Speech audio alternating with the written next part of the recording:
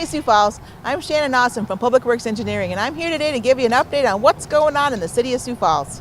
And joining me today is Dina Knutson, who is our project manager for the 26th Street and Southeastern project.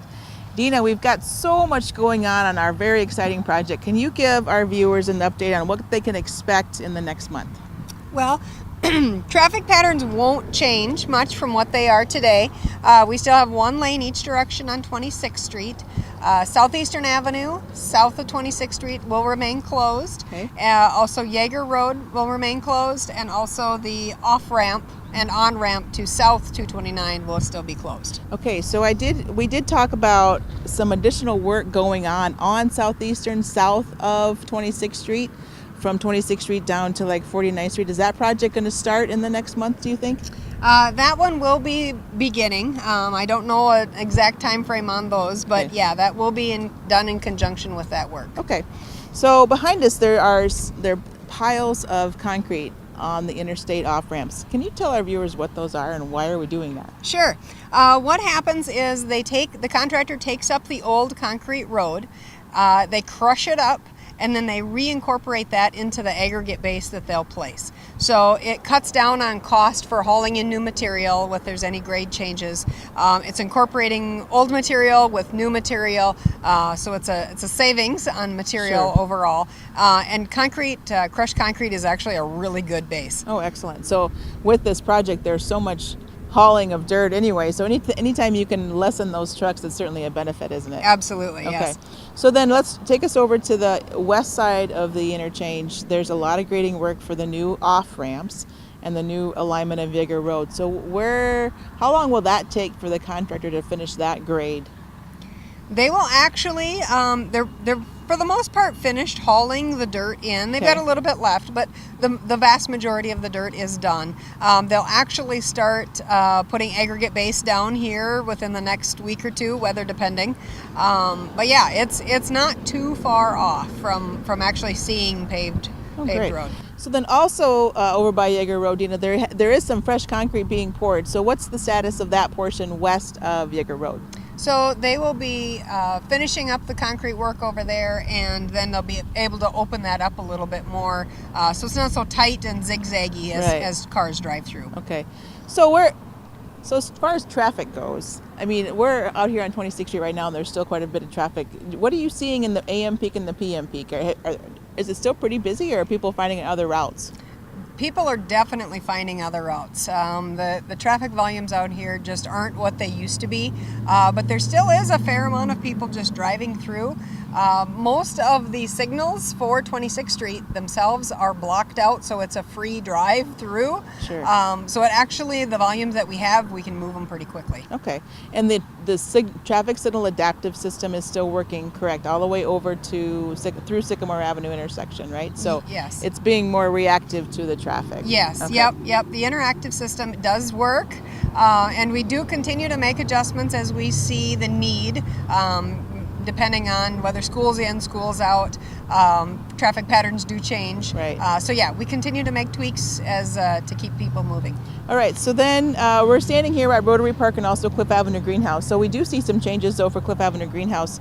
We have a temporary access that we'll be providing them that'll be available for customers. Give our viewers how do they get to that temporary access? Okay, so you can get to that temporary access coming northbound 229 and using the exit.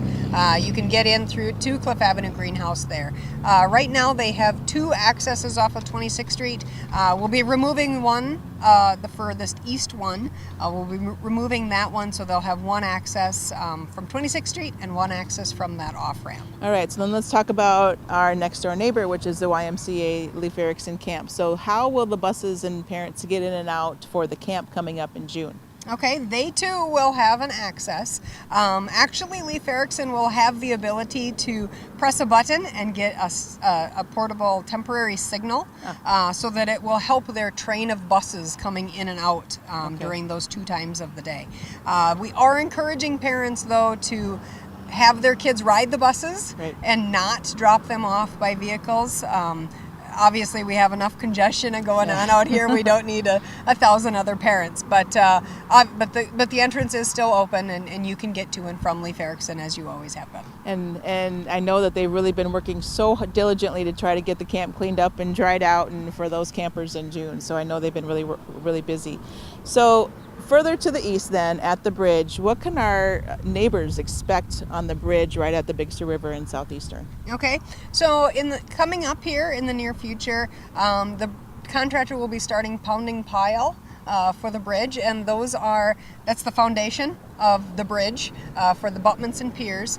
It's going to be loud. It's going to go on from about 7 a.m. to 7 p.m. intermittently. Okay. As they pound, and then there'll be a break. They'll set, and then they'll pound again, and that will happen probably for the next 2 weeks after they begin. So probably through June. Through June. Okay. Yep. So driving pile is basically a steel. A steel beam. Is that what you're doing? Yep. It is exactly that. It's basically a steel beam that is set, and they put a large hammer on the top of it, and then they pound. They pound it with a crane. Is that how they? Yep. Do that? They put a crane is attached, but Okay. it's a hammer that's Okay. actually set on top, and that's driven into the ground to bedrock. And so then, how many different piers do they have to do that? I mean, so that'll be a noise that our neighbors will hear probably all summer long. Eventually. Eventually, Yeah. they'll go for about 2 to 3 weeks, and then they'll have the pile driven that they need to build this half of the Okay. bridge. They not only need to do it for the Big Sioux River Bridge, but also the Interstate Bridge. Okay. So we'll have 2 bridges to be built. All right. So Rotary Park, certainly close to being open or open now. So when can our users, rec users or trail users, start to come to Rotary Park and park their cars and use the trail system? We have roughly 2 weeks of work left. We continue to get the perfect amount of rain at the most inappropriate time. So the soil is here, but it is wet, and Okay. it is difficult for the contractor to get it smoothed out and get it seeded. We've got, like I said, about 2 weeks of work left, so if Mother Nature cooperates, we could be done and out of here really quick. So maybe mid to early June, do you think? Fingers crossed, I hope so. Okay, great. But otherwise, the actual recreation trail on the east side is still open? Yes, Okay. Yep, the trail will remain open. We had been planning to set a box culvert for the pedestrian path here, but how the contractor is set up for the bridge work, we will not be setting that up for a little while. They're just Okay. not going to work in that side for a while. So the path will remain open as it is today. Okay. So then my last couple questions are, when will the grade be brought up for Southeastern Avenue? Will the contractors start hauling dirt to bring that grade at 26 and Southeastern up in the next month? Yes, yep. In the next week, they'll be putting in the the utilities across the sanitary and the water main Okay. across Southeastern Avenue. And then, yes, they'll start to bring that other fill in, and then you'll really be able to see the elevation change that will be happening. Okay, great. So I know as a driver, when I'm driving through, I always like to look, and I know that we are very adamant on try not to keep looking at the contractors because we don't want to have any crashes. Any advice for our drivers as they're driving through?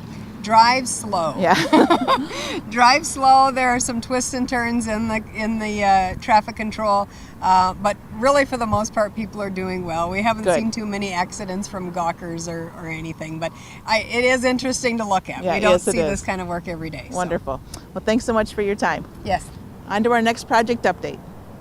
With me today, I have John Heck from KLJ. John, we haven't been out on the west side on Ellis Road for a while. What's been going on? Well, there's been quite a bit going on. You can see behind us, we're paving right now today. We've got utility work going on up at the north end with water main, and they'll follow it up with storm sewer. So things are moving along this spring here. So this project was supposed to be done in 2018, right? So how come we had to extend another year? What was supposed to happen in 2018 was to get all the mainline paving done and get it back open to traffic. Okay. Unfortunately, the weather with all the wet rain we had last year slowed the contractor down. So this is carrying over into this year, but the goal is still to concentrate on getting the mainline paving done and getting it open to traffic, and then coming in and completing the behind the curb work after that. So they still have a lot of work to do then behind, I mean, like all the sidewalks and all of the grass and all that, those items? That is correct. The side paths, the splash guards. They did complete the median pavement in the center median earlier this spring from 41st to 26th. Okay. And they do have quite a bit of the grading done for the side paths on the west side in particular down there. So what's completely open to traffic then along the Ellis Road? Ellis Road is open from 41st Street to 26th Street right now. The cross streets at 32nd Street and 26th Street are open. And then from 26th Street north to 12th Street, what is open and what is closed? Currently, basically, Ellis Road is closed through that whole section. Okay. There is the cross street at Stony Creek to allow neighbors to get over into the west side neighborhoods. Okay. Well, let's talk about our neighbors. How have they been? They've been, frustrated? Are they okay with all the improvements? Just they want a project done, or what have you heard from them? Last year I'm sure there was some frustration just with the way the weather went and everything. They've always been very patient, very cooperative, appreciative of our updates and newsletters, keeping them informed. Good. So overall, I think it's gone fairly well. Okay, so then just give us a snapshot. Once we're done, when can we expect the contractor to be done with the project?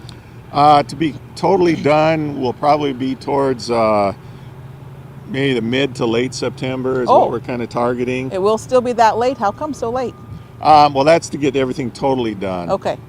We're shooting an earlier date to get the road paved and opened up to through traffic, so then there won't be any more impacts, to the traveling public out here on the west side of Sioux Falls. And when can our drivers expect that then? We have currently a 60-day working contract going on that, where we've just gotten started.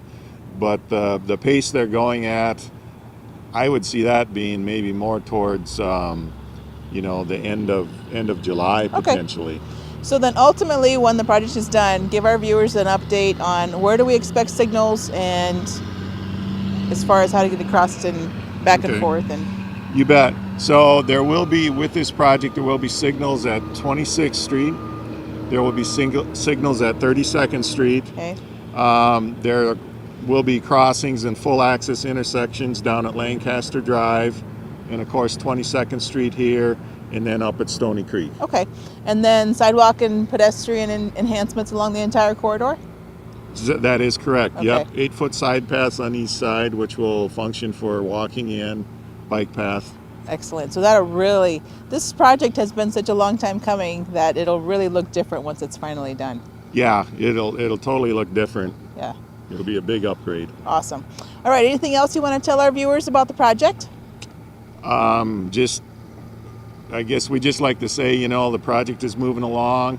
We're appreciative of the patience that the general public and the residents have shown, and the contractor's putting in good effort here in 2019 to get things wrapped up. Let's hope for some sun and dry weather. Exactly. Days like today. All right. Well, thanks so much for your time. You bet. Thank you. Hi, I'm Carrie Drake with City Engineering, and I'm here with Erin Stever from Banner. She's the consultant on the transmission mainlining project going on back here. So we're just going to get a little information from her. Tell us about the process that they're using here. Sure, Carrie. So we've got a polymer liner that we're spraying into the inside of the pipe to improve the interior and also give it a little bit more of a structural liner. So what they do is we start with a cast iron pipe. It's got some tuberculation and some scale on the inside of the pipe. They scrape that, scrape all of that debris out of the pipe, and then they've got squeegees that also scrape any excess smaller debris and also any of the water that's still in the pipe. And then the third portion of their cleaning is actually they throw some foam pigs in the line, and so those are a little bit wider than the pipe, and so it squishes down and it takes any of that excess water out of the line, and then they camera it, they televise it to make sure that it's all clean and that we don't have any surprises in there. And then they run the umbilical cord with all of the material that they're going to be using to line the pipe. They run that to the opposite end, and then they start spraying towards their equipment. So right over here we've got the trailer that houses all of their product that they're spraying on the wall. What are some of the benefits of using this type of lining rather than open cut and just putting new pipe in? Sure, there's a lot of benefits.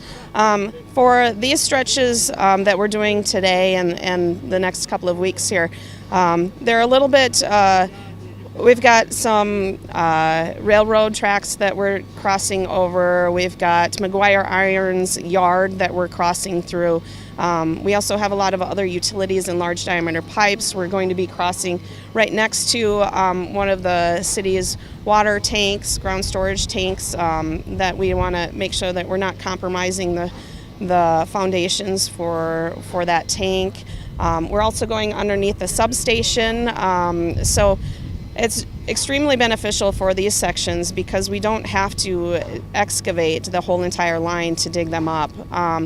It's also a cost savings for any of your resurfacing. So if you were on a road, we wouldn't have to replace the curb and gutter, the surfacing of the road, that kind of thing. It's also quicker because we're not having to do a full excavation. So we can get this turned around in one segment in a week.